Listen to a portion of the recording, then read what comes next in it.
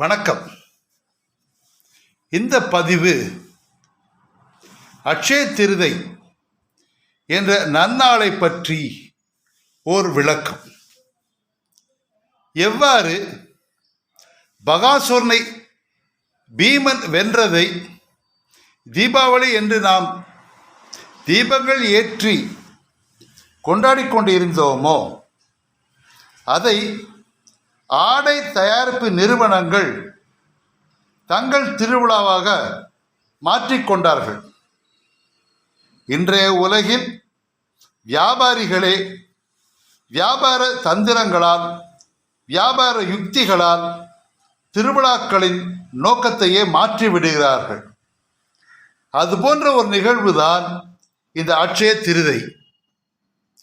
மகாபாரதத்திலே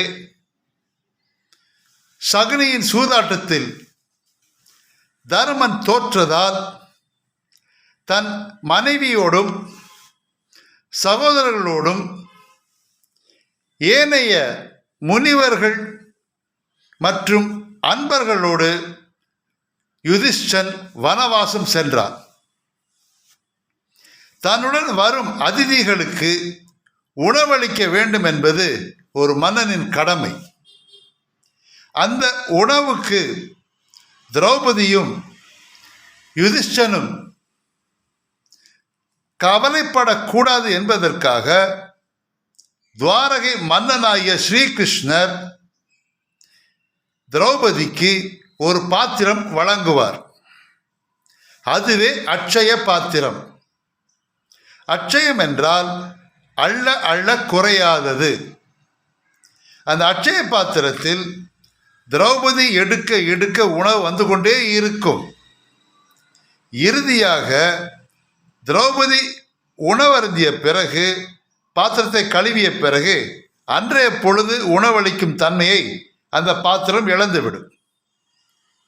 இது அட்சய திருதை என்பது கிருஷ்ணன் திரௌபதிக்கு அந்த பாத்திரத்தை அன்பளிப்பாக வழங்கிய திருநாள். அட்சய திருதை அன்று நாம் அனைவருக்கும் உணவளிக்க வேண்டும் என்பதுதான் ஐதீகம். நம்மால் முடிந்த அளவு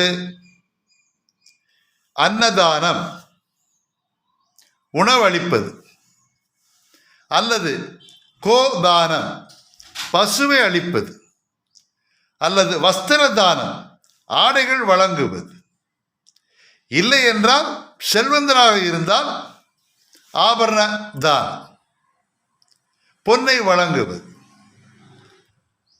கர்ண மகாராஜா தங்கத்தையே வழங்கினார். நாம் அன்னதானம் வழங்கலாம்.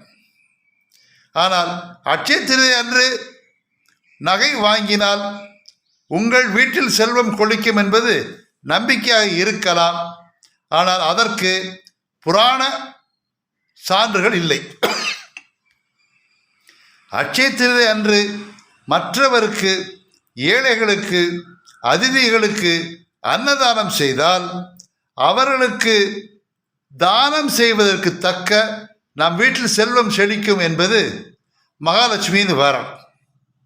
இதை தாங்கள் புரிந்து கொள்ள வேண்டும் என்பதற்காகவே இந்த பதிவு. நன்றி, வணக்கம்.